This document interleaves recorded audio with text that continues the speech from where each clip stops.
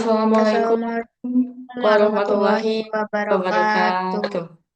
Sebelumnya, izin memperkenalkan diri, nama saya Damaila dengan NIM 2025008089 dan rekan saya. Perkenalkan, nama saya Ernandina Nurfitriani dengan NIM 20250080080034. Di sini kami akan mempresentasikan hasil analisis harga pokok produksi Thai Vintage Burger pada Thai Cafe untuk memenuhi tugas mata kuliah akuntansi biaya. Di pertama ada pendahuluan dan profil usaha. Kuliner F&B berbasis food truck. Thai Cafe adalah usaha kuliner inovatif berbasis F&B yang didirikan pada pertengahan tahun 2025 di Cibolang, Sukabumi oleh Bapak Prof. Angel M. Smiralde. Menghadapi persaingan industri kerja KP yang ketat, TKP dituntut untuk mengelola sumber daya secara efektif. Fluktuasi harga bahan baku seperti daging impor, keju, dan saus khas, serta masa kadaluarsa singkat menjadi tantangan utama yang wajib diwaspadai. Tujuan dari penelitian ini yaitu mengklasifikasikan komponen biaya, biaya bahan baku produksi, biaya tenaga kerja langsung, dan biaya overhead pabrik. Menghitung harga pokok penjualan atau HPP secara akurat dan merancang saran taktis pengelolaan biaya operasional. Adapun dari alur produksi burger itu tersendiri, yang pertama persiapan, menyiapkan roti burger, daging beef, keju, sayuran segar, saus, margarin. Yang kedua ada pengolahan, daging dipanggang, roti dioles margarin dan di grill agar teksturnya lembut dan wangi. Yang ketiga ada perakitan, menyusunkan roti, sayur, patty beef, yang tebal, keju yang melt, dan siraman saus khas Thailand. Yang keempat ada quality control dan sajian, inspeksi visual, standar KP, pengemasan eksklusif, dan siap disajikan.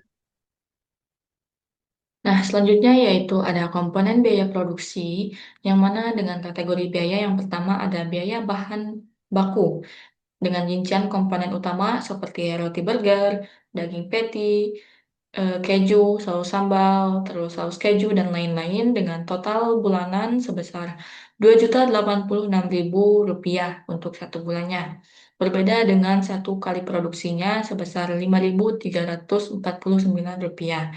Nah, selanjutnya ada biaya tenaga kerja langsung, yang mana pada Thai Cafe ini memiliki 5 karyawan eh, staf operasional.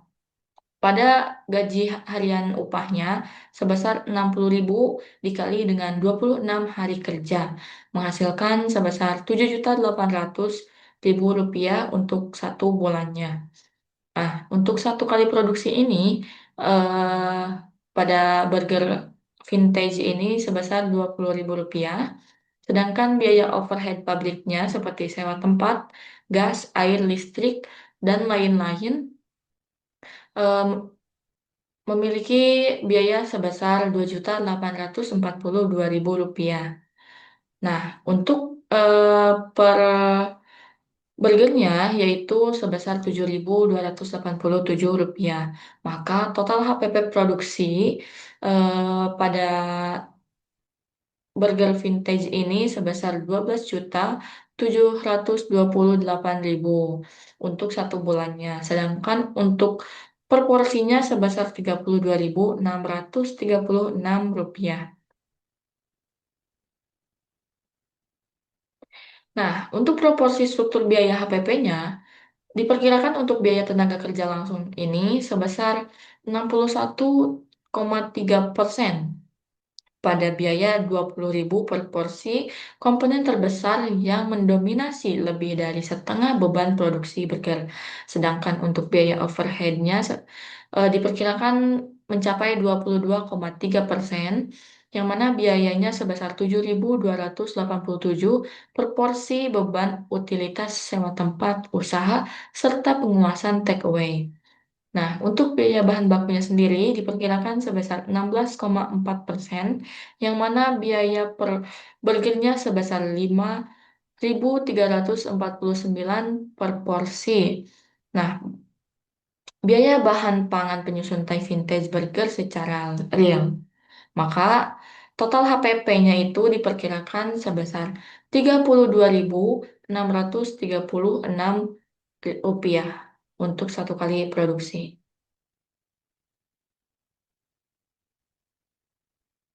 Nah, untuk analisis laba rugi bulanannya, pihak owner menetapkan harga jual sebesar 35.000 per porsi burgernya, per satu unit burger. Nah, berdasarkan estimasi dan tren pasar, tanpa perhitungan HPP matematis sebelumnya. Dengan total HPP yang kita analisis sebesar 32.636 rupiah dengan selisih per porsi hanya sebesar 2.364 rupiah, maka total bersih bulanan yang didapat adalah 922.000 rupiah dari total omset atau laba kotor sebesar 13.650 rupiah dengan total produksi satu bulan burger itu sebesar 390 porsi. Maka, jika dipersenkan, margin laba bersihnya sebesar 6,75%. Nah, konsekuensi bisnisnya, margin yang sangat tipis sebesar 6,75% ini membuat bisnis tak memiliki batas aman harga jika terjadi lonjakan harga bahan baku atau sewa lokasi di masa mendatang. Masalah dan solusinya. Terjadi identifikasi masalah di lapangan. Yang pertama itu ada selisih uang kasir. Terjadi problem cash over atau short akibat human error saat jam sibuk. Kesalahan nominal kembalian dan tercampurnya uang tip ke modal kasir tanpa percatatan yang khusus. Selanjutnya ada beban upah yang tinggi. Pengeluaran upah atau biaya tenaga kerja langsung membengkak karena penjadwalan shift yang kurang fleksibel antara hari biasa yang cenderung sepi dan akhir pekan yang padat pembeli. Yang terakhir ada kesenjangan data. Karyawan lapangan mengetahui omset harian tetapi sama sekali buta mengenai modal pokok HPP, bahan baku karena seluruh keuangannya dikontrol ketat oleh owner. Ada solusi dan strategi terintegritas. Yang pertama itu ada penerapan SOP Midday Cash Checking. Pencocokkan berkala antara saldo fisik kasir dengan sistem digital saat pergantian SIP guna mempersempit celah selisih transaksi serta memisahkan wadah uang tip. Yang kedua ada penjadwalan yang fleksibel.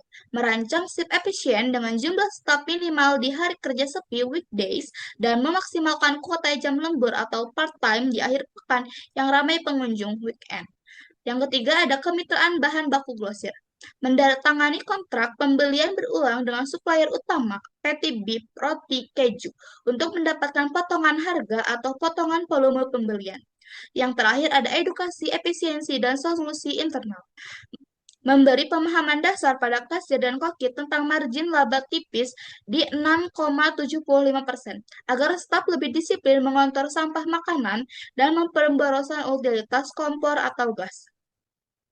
Kesimpulan dan rekomendasinya. Kesimpulannya, biaya produksi Thai Vintage Burger adalah 32.636 per porsi, dengan margin keuntungan yang tipis di 6,75%. Beban upah tenaga kerja langsung menyumbang porsi besar di 61,3%. Pengaturan shift staf adalah kunci mutlak efisiensinya. Terjadi problem selisih kasir harian dan kesenjangan pemahaman keuangan antara pemilik dan karyawan. Rekomendasinya, SOP SIP berlakukan batasan kerja lembur dan andalkan karyawan harian paruh waktu atau part-time di hari sibuk. SOP kasir dan audit. Rutin jalankan pencocokan fisik sisa daging di kulkas dengan sisa transaksi aplikasi untuk mencegah kecurangan. Yang terakhir ada ekspansi cabang. Tunda ekspansi cabang baru sampai manajemen kasir dan SIP di Gerai Cibolang Sukabumi beres dan stabil penuh.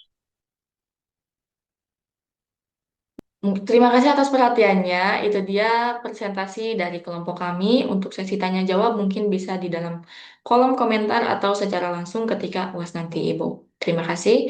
Wassalamualaikum Wassalamualaikum warahmatullahi warahmatullahi wabarakatuh. wabarakatuh.